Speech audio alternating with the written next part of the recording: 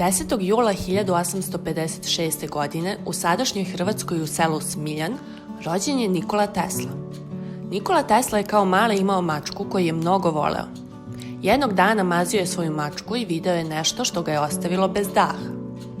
Mazeći mačku video je vatromet praskavih iskri i osjetio je pucketanje dlake. Dan za danom pitao se šta je to elektricitet, ali nije uspevao da nađe odgovor. Nikola Tesla je shvatio da će ceo život posvetiti izučavanju elektriciteta. 1884. godine Tesla odlazi u Ameriku i počinje da radi sa američkim fizičarom i pronalazačem Thomasom Edisonom. Tesla se borio za neizmeničnu struju, dok se Edison zalagao za svoju ideju o jednosmernoj struji. Edison je bio protiv Tesline ideje o neizmeničnoj struji i zbog toga je došao do nesuglasice između njih. Nakon toga Tesla odlazi od Edisona i osniva svoju kompaniju. Edison je pokušavao da ubedi narod kako je Teslin izum štetan i opasan po ljudi i životinje.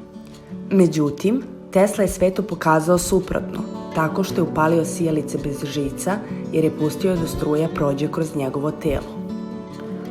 U prethodnom videu pomenuli smo kako je na Nijagarinim vodopadima Tesla učestvovao u izgradnji prve hidroelektrane. Tesla je krajem 19. veka počela sa realizacijom svog izuma izgradnjom prve hidroelektrane na svetu za neizmeničnu struju. On je hteo da iskoristi snagu Nijagarinih vodopada i osvetli gradove. Struja je prvo stigla u grad Buffalo, San Francisco, pa zatim i u druge američke gradove. Na 150 godina od smrti Nikole Tesle, njegovi sunarodnici podižu spomenik koji je postavljen neposredno uz vodopade Nijagare. Nikola Tesla je, pored neizmenične struje, imao doprinos i u mnogim drugim poljima. Bio je najveći svetski izumitelj i imao je više od 700 zaštićenih patenata i inovacija. Neki od njih su robotika, X-zraci, daljinsko upravljanje, električni motor, laser, radio, uređaji za zaštitu od gromova, rentgenski zraci. Iako nije bila sprovedena u delo, Tesla je radio na frekvenciji koja će se emitovati na uređaj koji se drži u ruci. Drugim rečima, Tesla već tada zamislio pametne telefone i bežični internet. Mnogi današnji obožavaoci Tesle su skloni verovanju da je on čovek koji je izumeo 20. vek.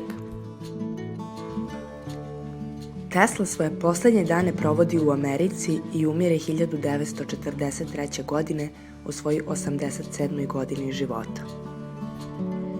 Ukoliko su vas zainteresovali Teslini izumi i njegov život, trebalo bi da posetite muzej Nikole Tesle koji se nalazi u Beogradu u Krunskoj ulici.